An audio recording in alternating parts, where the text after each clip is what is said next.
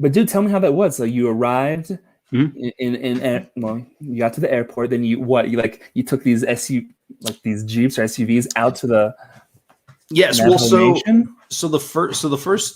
first couple of days we got there on Sunday. I flew out of Charlotte at 8:30 in the morning, and we were in Durango by 1:30, somewhere around in Uh-huh. there. Which, I mean, also take 2 hours back for the time zone. It was like a 6 hour.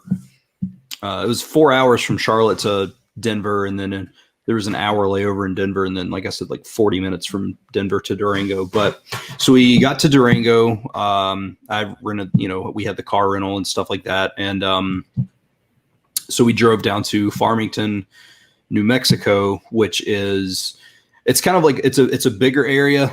It's a little bit easier to be a hub if you're not from the area, Mm. because anything that you would want to get to is within 40 or so minutes, and from where it is a bigger area, like the woman that we were working with, this woman named Gina, and she said, in Farmington, there's a lot of people who speak Navajo, and she knew that one of the videos that Xiaomanyc wanted to do was speak Navajo to people. Wow. And so we stayed in Farmington for Sunday night and Monday night.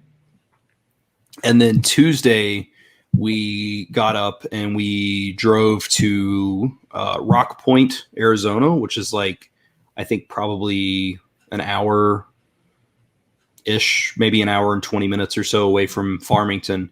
And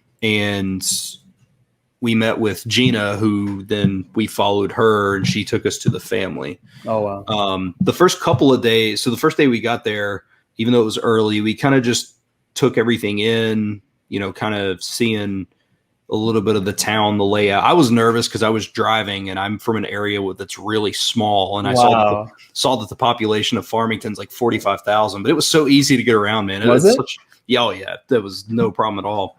And so we drove around a little bit, found the sweet Mexican spot to eat at, which we actually ate at. Well, we stayed in Farmington 3 nights, and all 3 nights we ate at this Mexican restaurant because it was that awesome. You guys could have busted out another video right there, But so day Cool. two, we woke up and we went and filmed the Speaking Navajo video that he just released, and we did that for a pretty good while, and then we came back, kind of hung out for a little bit, and we were sitting in the hotel, and he said, "Hey, you guys want to go find Shiprock, which is the giant rock that I posted that picture of being in front of," and of course, that's what I love, man. You got to surround yourself with people who would do what you do, because I know a lot of friends. If I was like, "Let's go to Shiprock," they'd be like, "Oh, I mean, it's kind of far away.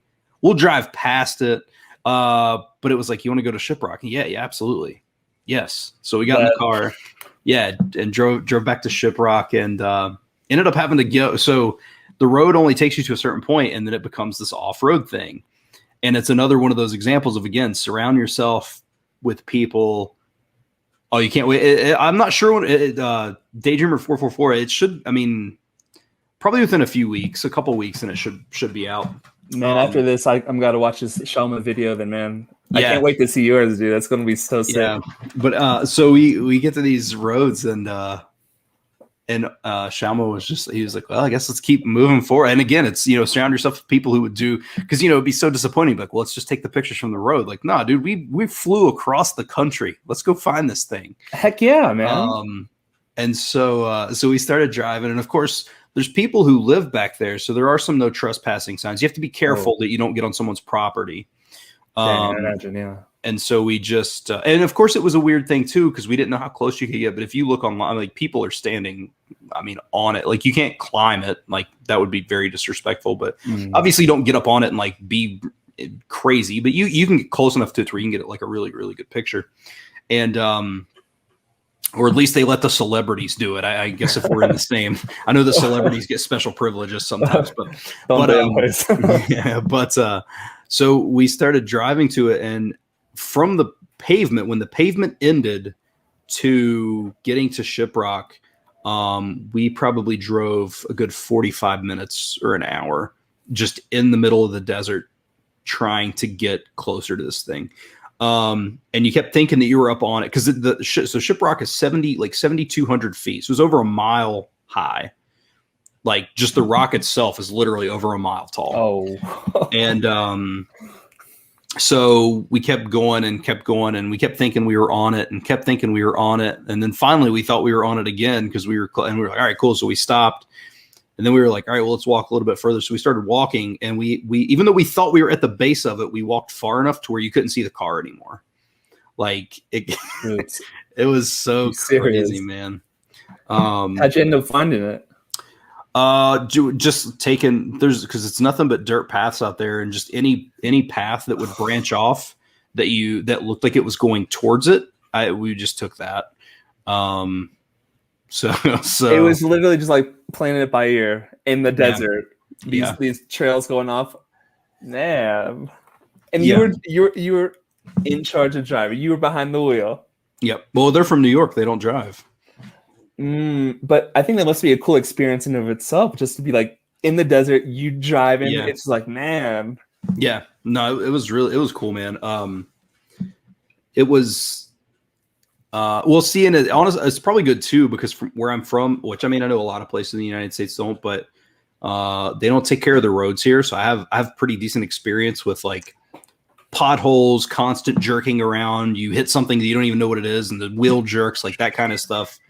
So, yeah. And then we were like, once we got there and took some pictures, it was kind of one of those realizations where it was like, hey, we need to get back, because if it gets dark out here.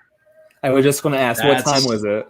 Yeah, that week we took, hold on, I can probably tell you exactly what time I took a picture. Hold on. Let me look at my phone here, because I know it logs that stuff. So,